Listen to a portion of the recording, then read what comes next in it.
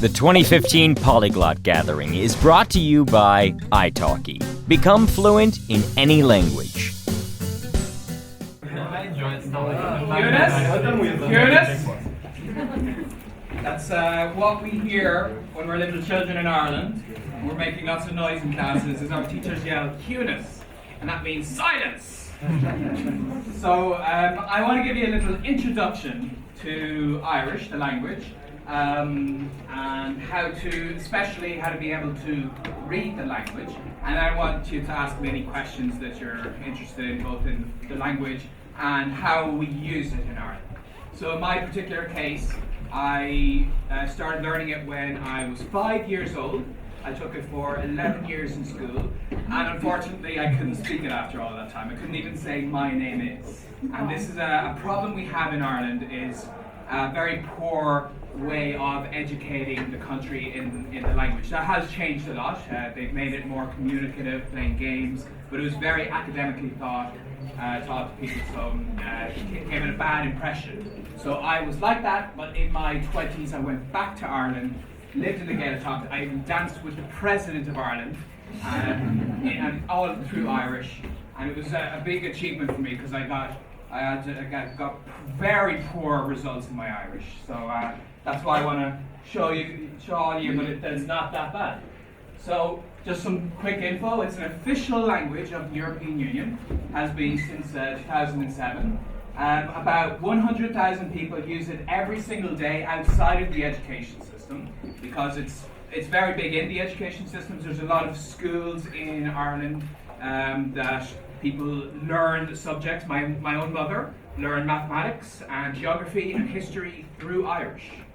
So this is, it depends on which part of the country that you're in, but there are 1.3 million people who use it occasionally as well as in school.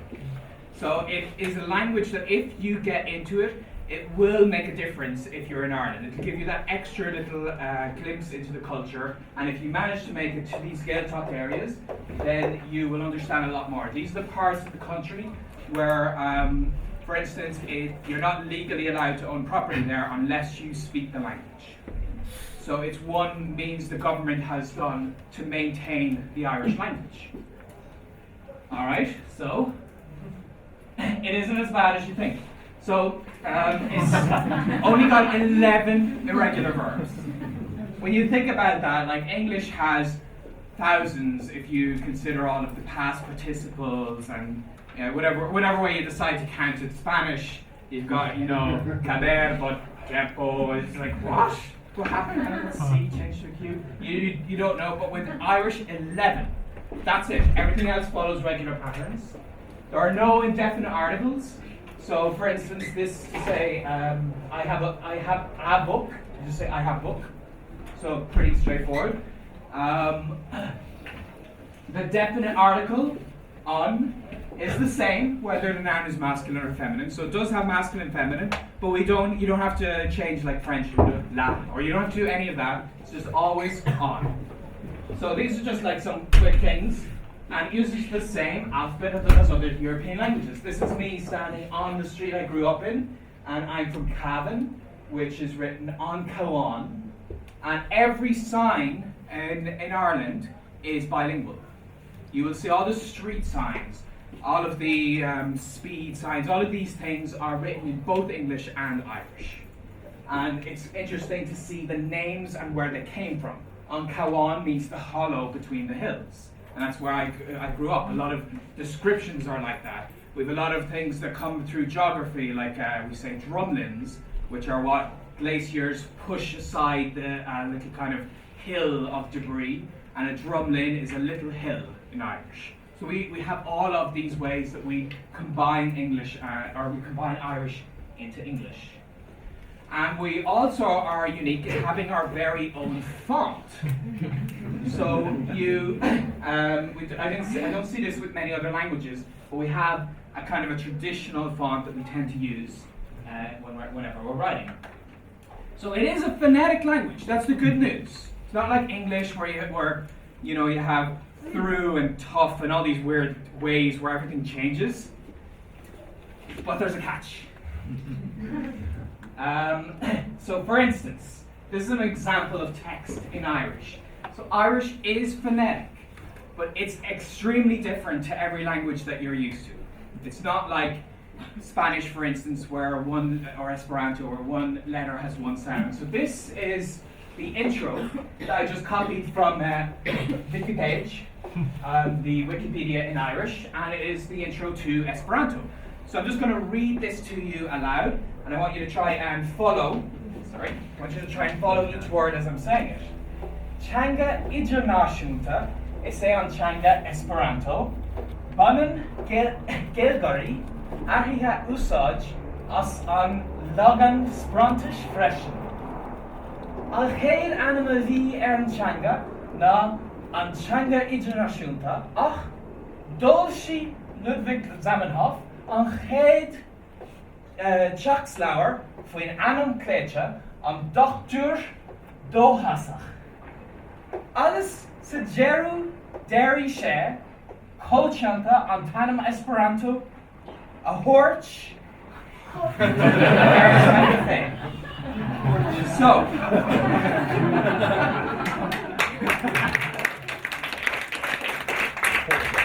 looks like it's impossible. And this is what I want to focus on for the next 10 or so minutes. I want to actually show you that it's very straightforward, and there are reasons why it's so weird that help you understand why the language is actually beautiful for being like that. So, some quick pronunciation rules. Some of them aren't too bad. So, for instance, the accent tends to be in the first syllable pretty much all the time. There are a couple of exceptions, but nearly every word, first syllable tonic syllable. So you have accents on letters, and that makes it a long vowel. So E, that's an E. So you pronounce SI as she, and I'll get into the consonants in a moment. That's pronounced kind of like A. That's U. That's O. That's O.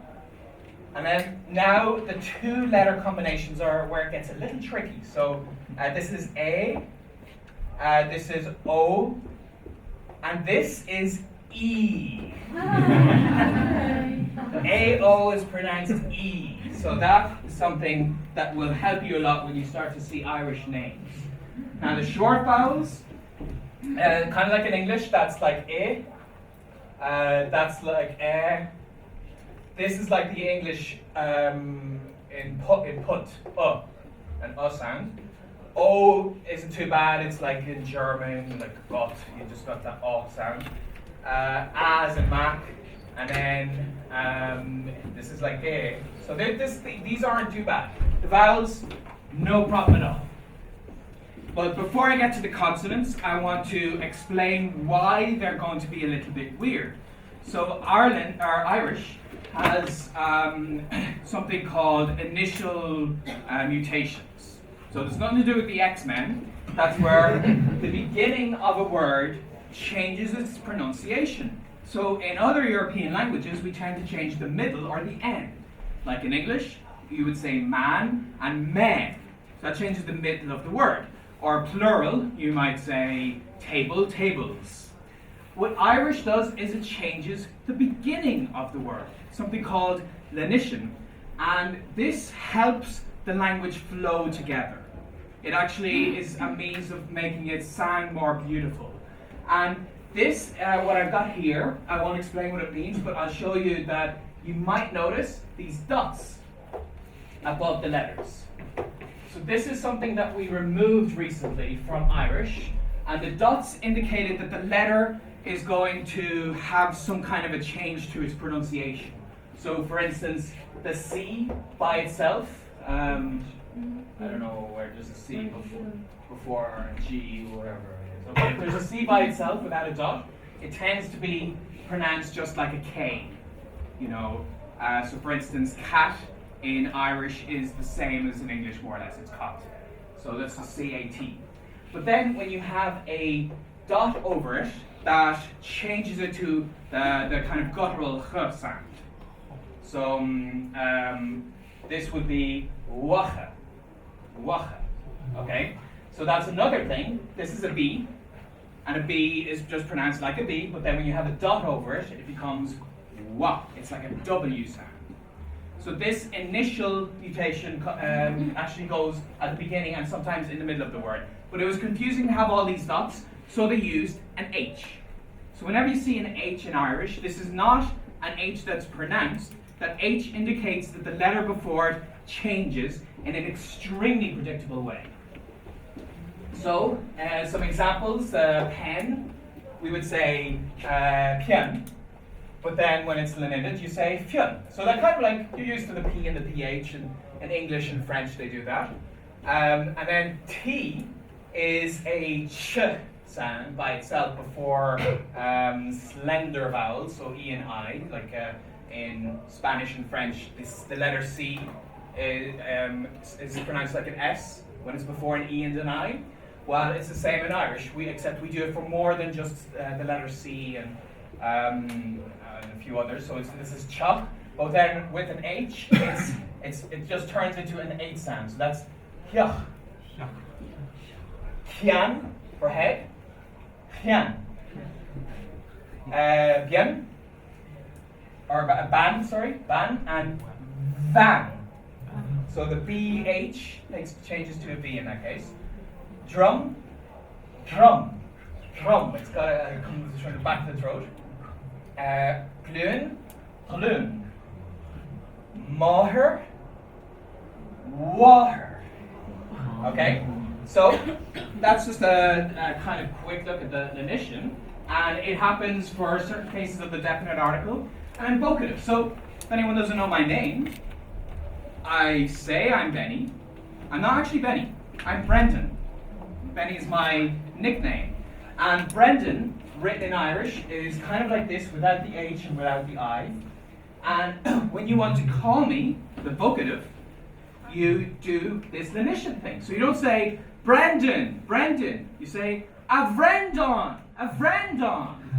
So that V comes from this V changing.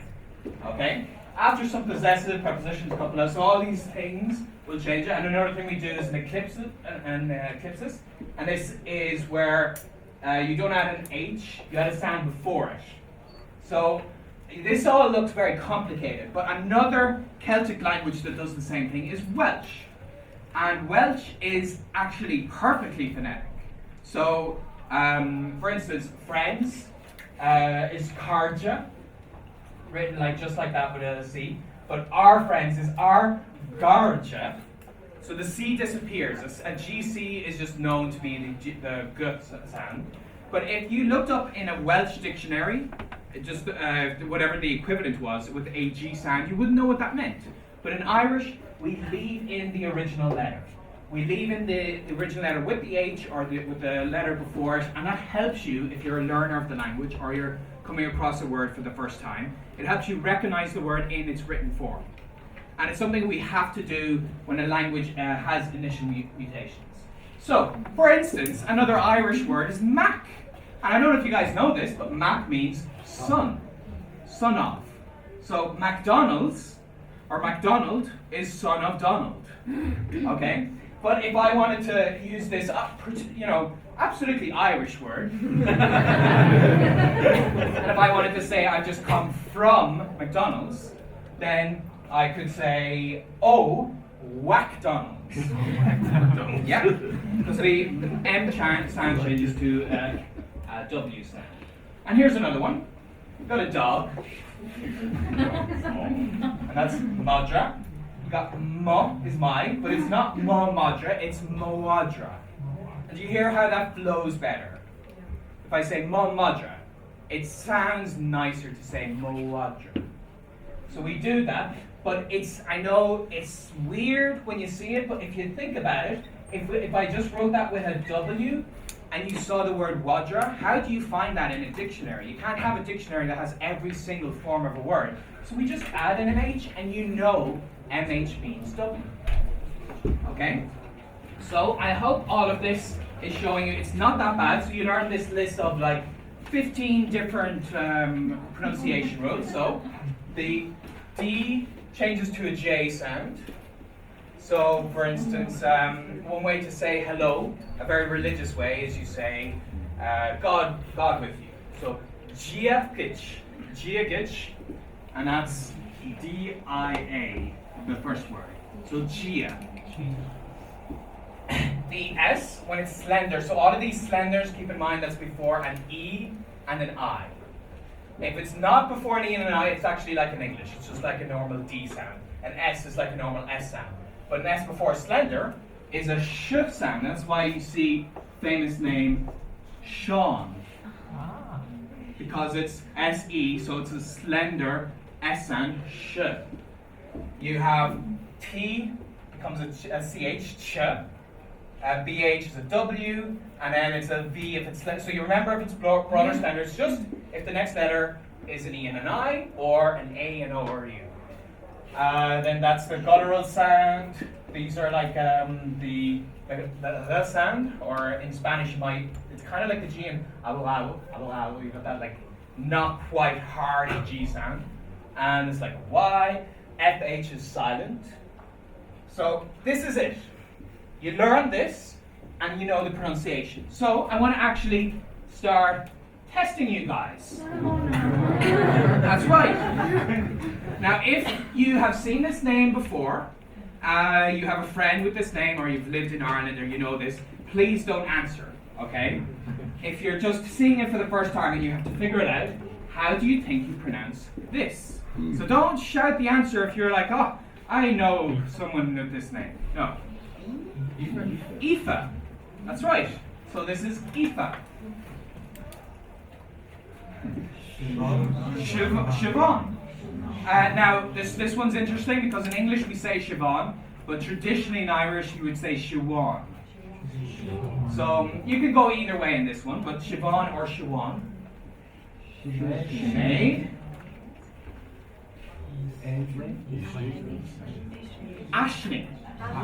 And this is actually a new word. It's not a traditional Irish word. This is the word for dream.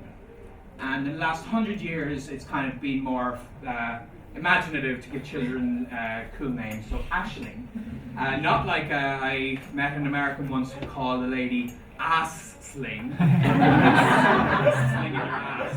No, Aisling. It's much nicer. It's a woman's name. It's a woman's name. Yeah. Sorry. All of these are women's names. This Niamh. Niamh. Grania, not Granny. Definitely not Granny. Grania.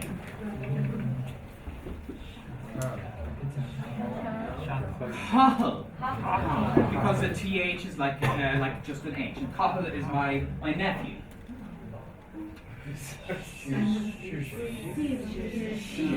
Saoirse, because the S is before an A.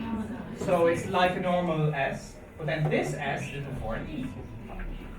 So, like just to kind of help you with these, just a reminder of kind of a little legend here. That you've got the E, you've got the sh, if it's before slender, and then these are V's or W's, depending if it's slender or not, and then TH is an H. So, just these rules will help you understand all of those, because otherwise it's like you would say it in English. Alright? So, with that in mind, I'll teach you a few quick expressions that I really like. So if you're in Ireland, then you make sure to say sláinte. And now you know why. Now you know why it's written like that, because that's the ch sound. So sláinte to your health. Kind of like salud in Spanish. Sláinte. And this one you will see if you're anywhere in the world and you find an Irish pub, you will very likely above its door see Céad Míle Fáilte. 100,000 welcomes. Yeah, that's right. We went into the thousands. What is that? 100,000. It's like six digits. That's right. We were into 6 digits before there were millionaires, right? Okay. Now this is an interesting one. We have 3 ways to say how are you, depending on which part of Ireland you're in. So Ireland is a small island. But we do have vast dialects because the communication, if any of you have ever visited Ireland, taken a bus, you know how crappy our roads are. So you cannot get from one side of Ireland to another without going through all the drumlins like this, making your way around. So because of that, the various Irish speakers were separated for a very long time, and Irish kind of branched out until modern times are kind of trying to make a standard Irish. But the way you say hello, like I said, you can say Dialects, God with you. I happen to be an atheist, so I'm not going to say that one. I would actually just say, how are you? That is the way to say hello. How are you doing? And in Chearhanal, or Ulster Irish, we would say, Kajay Maratati. Kajay Maratati. So that D and E kind of go together, because remember the D is a J sound. So, Kajay Maratati. So you say that to somebody from Ulster, and there's a lot of Irish speakers in Northern Ireland. It's recognised as a minority language there, because in Ireland it has official status, and that's how we got it into the EU. Even though we all kind of speak English, we just said our official language is Irish. So let's make it the EU official language. It's a good trick. Okay, if you're in Connacht, and that's the west of Ireland, Galway and that whole part, you would say, Cain Huiltu. Cain Huiltu. That's right. And now the standard Irish tends to be the one from the south, from Cork. This is the one you will likely learn in a textbook. And there they say, Cunsitat. So these are all the same, how are you? And you'll see the two here is the same, but the verb to be changes because these are all like grammatical things. There's one that's using a question word and one that's just using after how. It's a complicated grammar thing I won't get into. But essentially, there's just three ways to say how, and that's why there's three ways to say hello. So if you're in the right part of Ireland, if you're in the south, you know exactly how to say how are you. I'll take questions at the end. Okay. And then the answer is Tamigamai. Tamigamai. I'm well.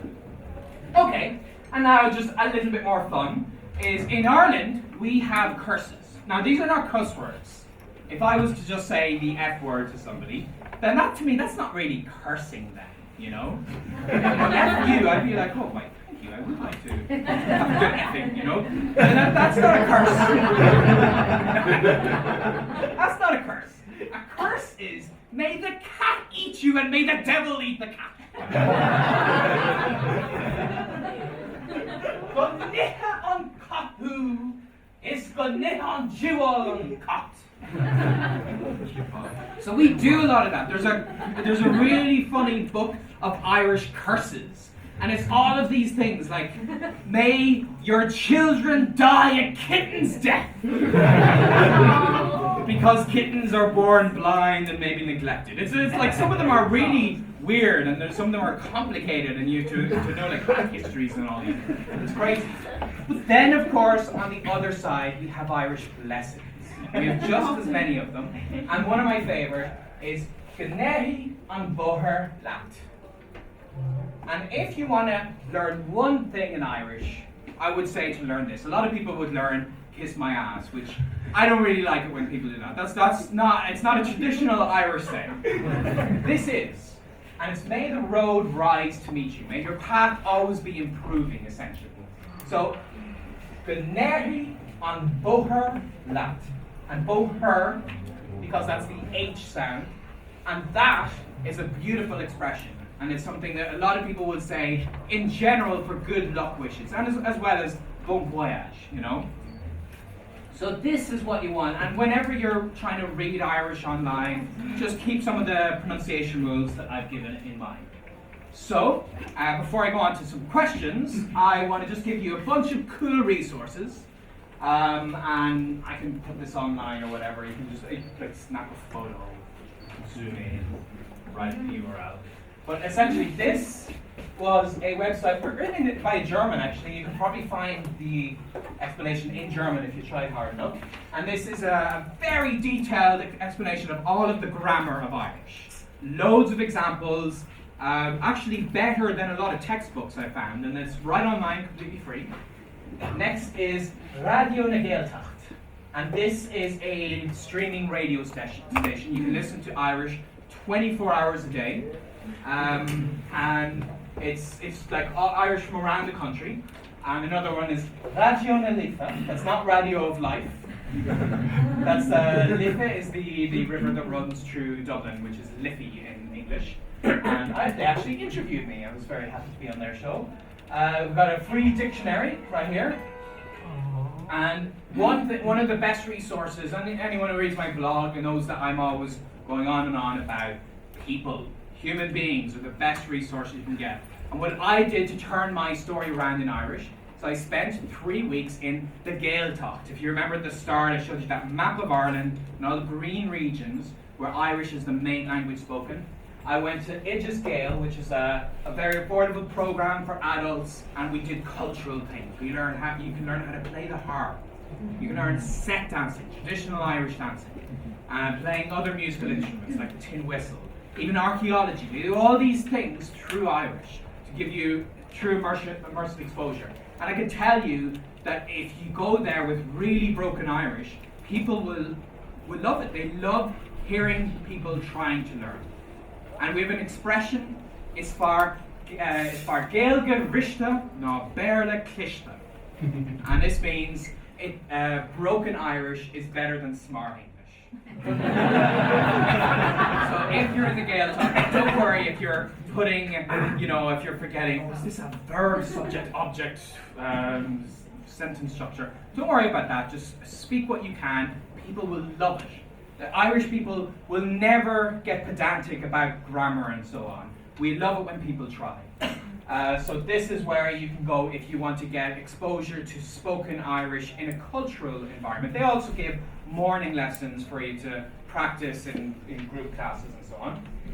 You can also watch TV. I remember that the first thing I watched to really appreciate Irish was SpongeBob SquarePants. Yes. Because we get cartoons and we dub them into Irish. And actually, you can go to the cinema in Ireland and you can watch the SpongeBob SquarePants movie in Irish. That's right. So you can watch all these. We've got a soap opera, which is crazy soap opera. You know, it's like a Latin American soap opera. It gets so ridiculous. And it's in Irish. It's called Ros na Rún. And you can watch that here for free, streaming.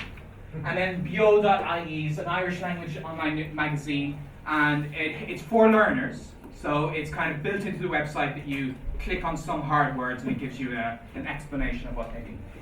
And the Irish language is in so many other places. You've got it on Google Translate, Wikipedia, Facebook, you can change that to be in Irish, the Ubuntu operating system, Firefox is in Irish. Duolingo have one of their main languages is Irish. So use Duolingo to get yourself into the language. So there are so many resources, and there are Facebook groups. There's one group called Gaelga One, which means only Irish, and it's thousands of people, and all they do all day is discuss Irish things, share Irish memes. It's very, very good. So you can get loads of great exposure to the language. So that's the kind of overview I wanted to give, and now I want to make sure I can answer any questions people have. So, yes.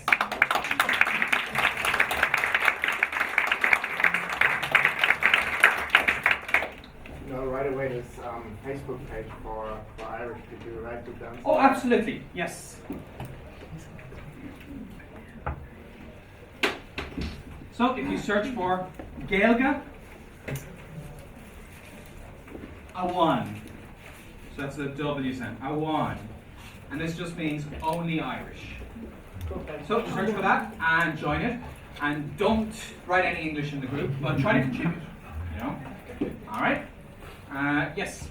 So how do Irish people say how are you when they're not in Ireland? Because there are three things depending on where you are. Generally, we would say Conasatatu because that's the standard Irish. Okay. Or if you're a native speaker, you'll just say it the way you're used to saying it. Because any good Irish speaker should be aware of all three dialects.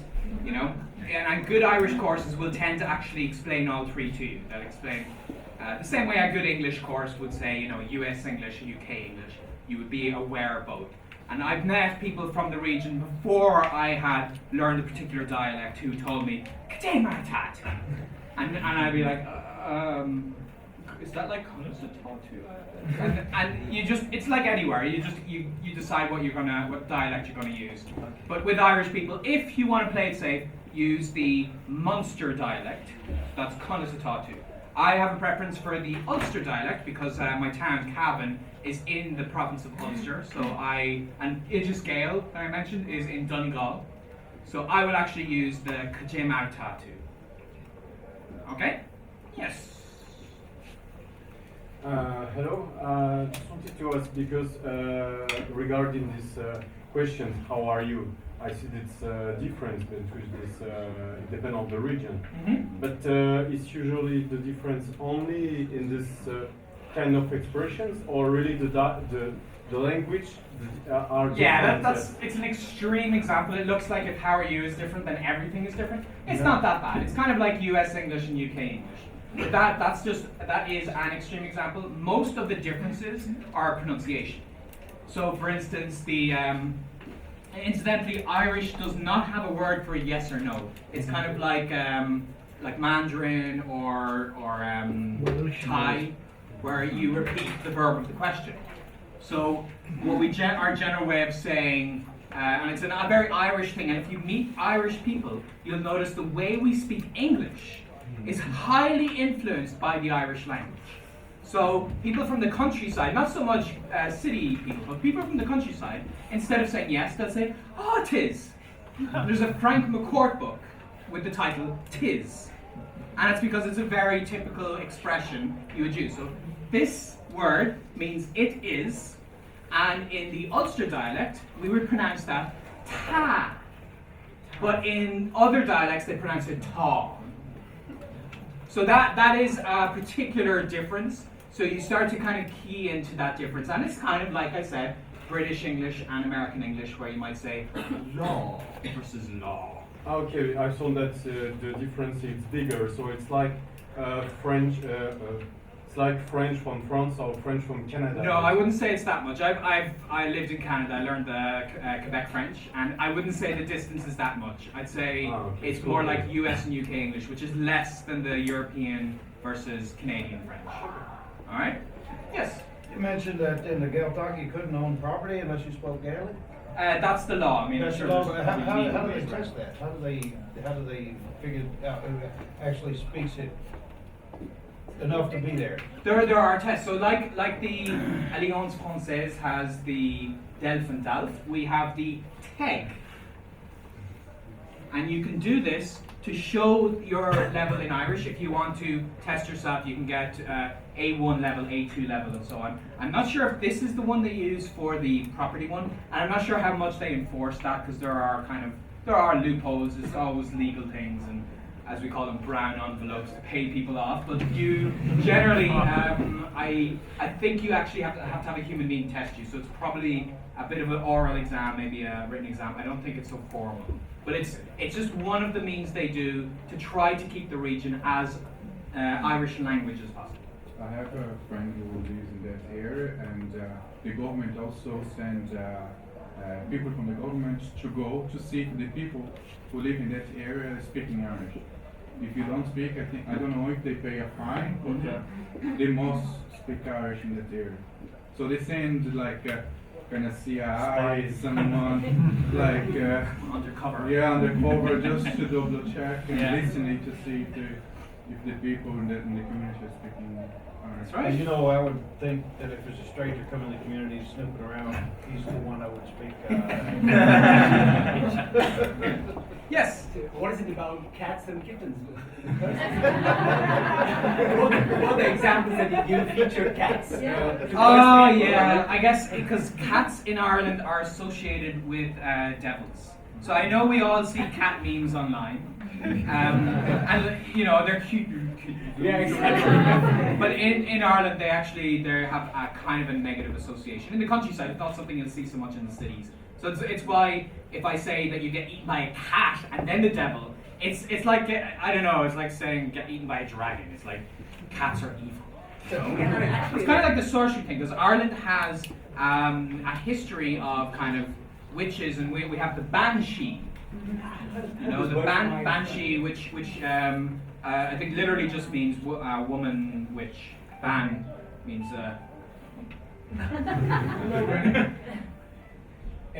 Even in my country, if a cat crosses the road when you're leaving, it's bad luck. So Right. that's why I was curious. So maybe Ireland also It's a bad little luck. bit of that because of witches and so on. So we have this like kind of cat negative association. Yes. But I think kittens, Steph, would rather be drowning because you drown kittens because there are so many of them. This talk's getting very boring. I actually have to agree. It was whether you know whether there are movies like full-length films that are both in English and Irish at the same time. You know, like dialogues. Mhm. I don't know. I know there's several things you can watch on like there are films you can watch. And incidentally, that's just that example that I just said, film. Yes. This is an Irish thing we do because of the way Irish works. We don't tend to put consonants together. Like I said, we tend to stretch out our consonants. So I can't say film like a normal, a standard English speaker says. I say film. And this is an influence of the Irish language.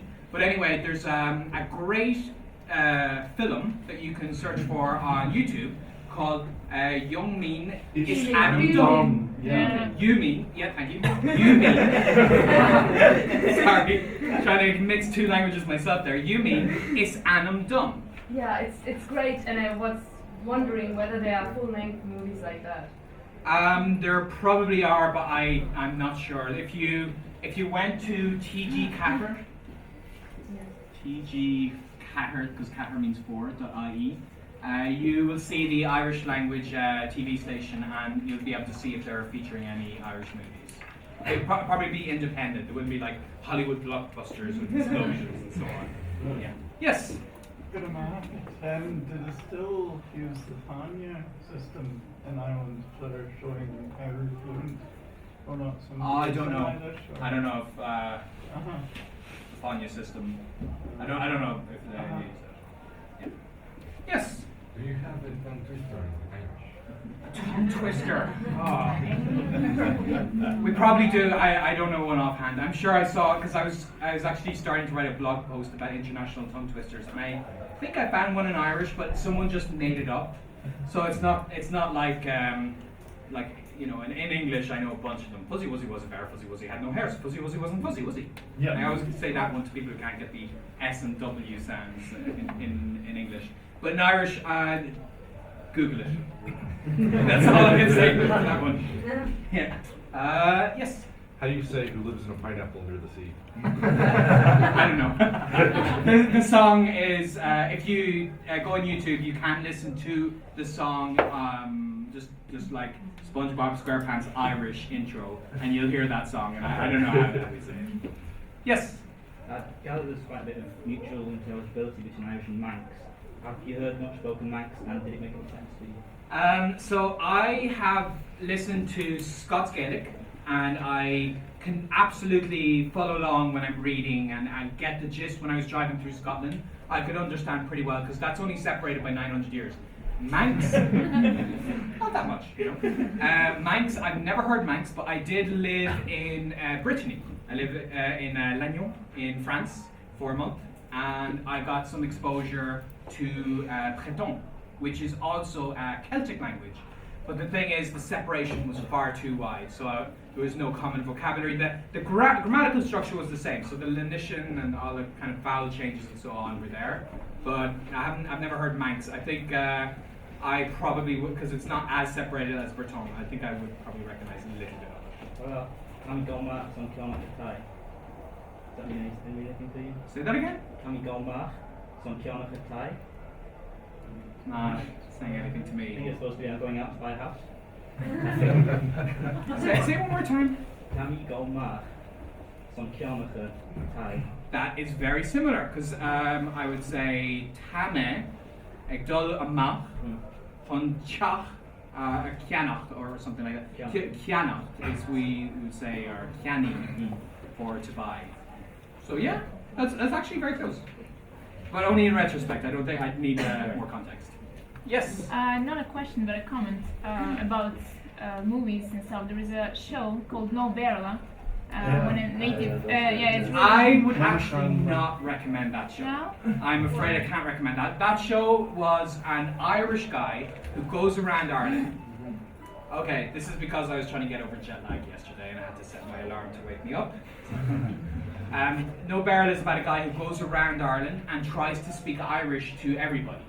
Now there's a problem here, and it's an interesting discussion in itself, that you have many Irish people who feel negatively about the Irish language. And I understand this because I grew up in these schools which present the language in a very negative environment. And then this guy, what he does is he just goes into random shops, and his rule is he's only going to speak Irish to people. And that's kind of, like, it is the official language of Ireland, but a lot of people just do not speak it at a good enough level. So it would be like anywhere you go where people don't speak a certain language, if you go around, you're going to get negative reactions. I think that whole show, and you see a lot of discussions when people talk about that show, it's very negative. It doesn't really present the language in a great way. So I wouldn't really like the No Berla as a recommended show. But this is why, like, I like You Mean Is Done, because in this show he does the same thing. He tries to speak Irish.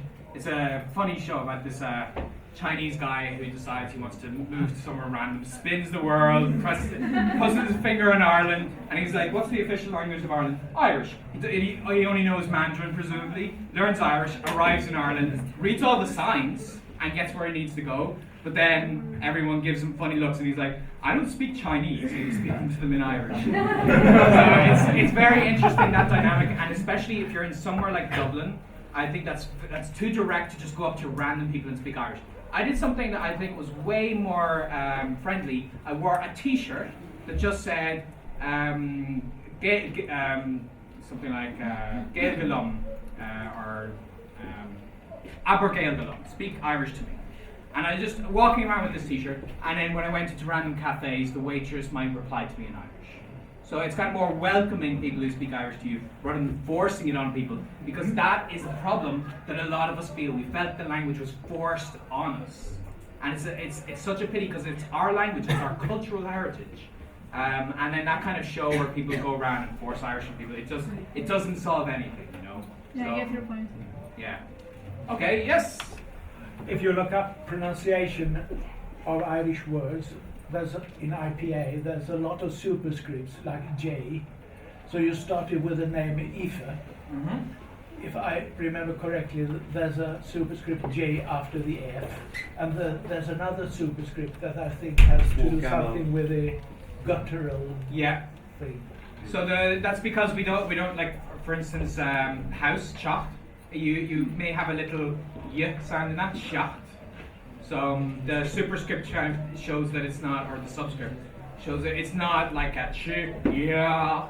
It's this little hint of the, it's just part of the accent. And I like that they do that in IPA. They have that distinction between a very distinct sound and a subtle one put in there.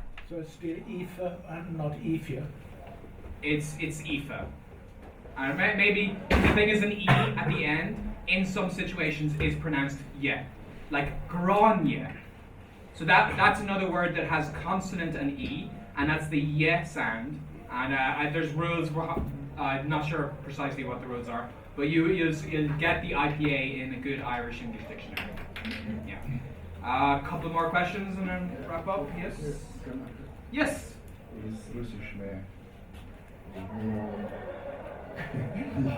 He just said, I'm Russian and I don't drink. I'm not sure how that's relevant, but... Now, I just want to add, there is a great channel on YouTube, and they have very nice songs in Irish. And everyone who's interested in Irish, it's a must. You have to see it. It's actually popular songs which are originally written in English, but they are actually done in Irish. I think it's called Lorgan. So if you search YouTube with Lorgan. you'll find it easily. And they have a lot of current popular songs which were in English, but they translated it nicely, very professionally done in Irish. Yeah, I think they did. I heard That, through the that summer grapevine or school, they something. do that. Yeah, they did a lot of really good popular songs. And that boosted interest to Irish a lot in Ireland as well, because a lot of people love it, the kids love this song. Yeah. Yes. Tongue twister? Oh God, a tongue twister. Okay, here we go. All right. Bí bannig Joe is bí banjoig Joe. Is bí banjoig banjo, barga Joe manjo, no banjo manjo ka Joe.